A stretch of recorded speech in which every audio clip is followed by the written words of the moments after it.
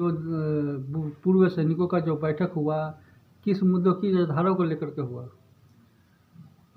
जैसा कि कोई भी एक संस्था होती है उसके नाम से ही उजागर होता है, और आपने बोला कि पूर्व सैनिकों की बैठक हुई, तो हमारा जो ऑर्गेनाइजेशन है, जो संगठन है, जिसमें मैं ब्रिगेडियर प्रवीण कुमार संरक्षक के तौर पे सभी लोगों ने मुझे एक तरह से चुना है, और हमारे बगल में बैठे परम आदरणीय सम्मानित भूतपूर्व सैनिक श्री आर डी सिंह जी हैं, जिन्हें Shri R D Singh colonel के तौर पे लोग सम्मान में बातचीत करते हैं, क्योंकि इनमें वो क्षमता है कि जो एक कर्नल रैंक का ऑफिसर काम करता है उस तरह से। तो हम सभी लोगों ने मिलकर के भूतपूर्व सैनिकों की एक नए संगठन का प्रादुर्भाव किया है, जिसका नाम है अखिल भारतीय पूर्व सैनिक कल्याण समिति।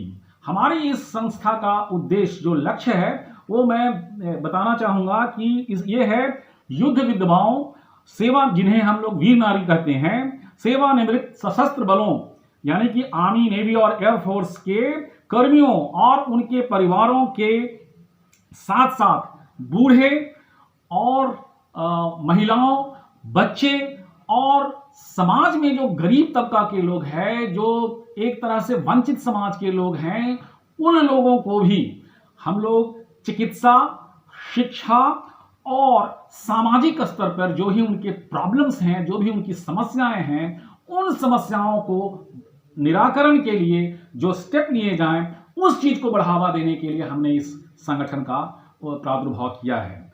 यह संगठन यूं तो 29 जुलाई को ही हम लोगों ने इसका सब कुछ कर लिया था, यानी कि नया संगठन बन गया था। उसका आज हम लोग आगे की रूपरेखा और कार्य करने की प्रणाली, हमारे क्या प्रायोरिटीज होंगे, क्या माइलस्टोन्स होंगे, क्या टाइमलाइंस होंगे, कैसे कौन करेगा, तो उसमें विशेष हमने वीर नारियों के लिए एक अलग से हमने उसमें प्रकोष्ठ बनाया और उसकी एक अध्यक्षा होंगी, तो ये ताकि उनकी समस्याओं को एक पॉइंट से लिया जाए और उस पर उचित समय दिया जाए। तो इसके लिए हमने आज ये मीटिंग की है। आपको जानकर आश्चर्य होगा कि जो हमारे 1965 के जो युद्ध में परमवीर चक्र विजेता जो थे अब्दुल हमीद, उनकी पत्नी को कई वर्ष के बाद तकरीबन 2014-15 में करोड़ों रुपया दिया गया। क्यों? ये उनका ड्यू था। यानी कि हम अब बारीकी से अपने फौजियों को, उनकी महिलाओं को, वीर नारियों को देख रहे हैं कि उनके पेपर के मुताबिक जो इंटाइटलमेंट है वो क्या मिल रहा है, या क्या पता एक आध उसमें से ऐसा निकले जिनको कि लाखों या करोड़ों रुपया उनको उनका जो वाजिब हक है जो नहीं मिला है वो मिलवाएं। और साथ साथ में आज के दिन में जो समाज में बहुत सारे प्रॉब्लम्स हैं, चाहे उसको सामाजिक तौर पे कोई दबा रहा है, चाहे उसका खेती बाड़ी का कुछ प्रॉब्लम हो रहा है, उसको बच्चों को पढ़ने में प्रॉब्लम हो रहा है, या कुछ हमारे बहुत ही इंटेलिजेंट बच्चे हैं जो अच्छा कर रहे हैं, तो उसको बढ़ावा देने के लिए, हौसला अफजाई करने के लिए, उसका मनोबल बढ़ाने के लिए हम क्या कर सकते हैं।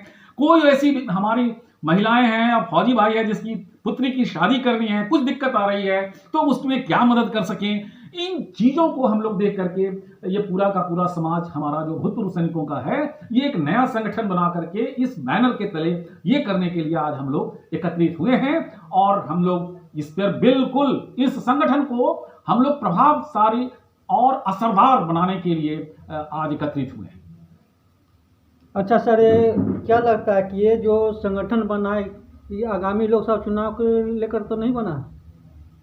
देखिए, सैनिकों को राजनीति करने का तो कुछ ये नहीं है, लेकिन बात यह है कि देश की बेहतरी के लिए हम लोग तो सोच कर ही ना कुछ काम करेंगे।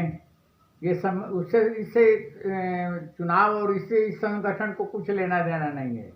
हम सैनिकों को, वीरांगनाओं को एक झंडे के नीचे रखकर उनका, उनके परिवार का, उनके बच्चों का किस तरह से कल्याण हो सकता है, इसके लिए हम लोग काम करेंगे। मैं आपको बता देता हूं, जिन पोस्टों पर राज्य सरकार में सैनिक ही होना चाहिए, इस सरकार ने सारे पोस्टों को निरस्त करके और सिविलियन को भर दिया है।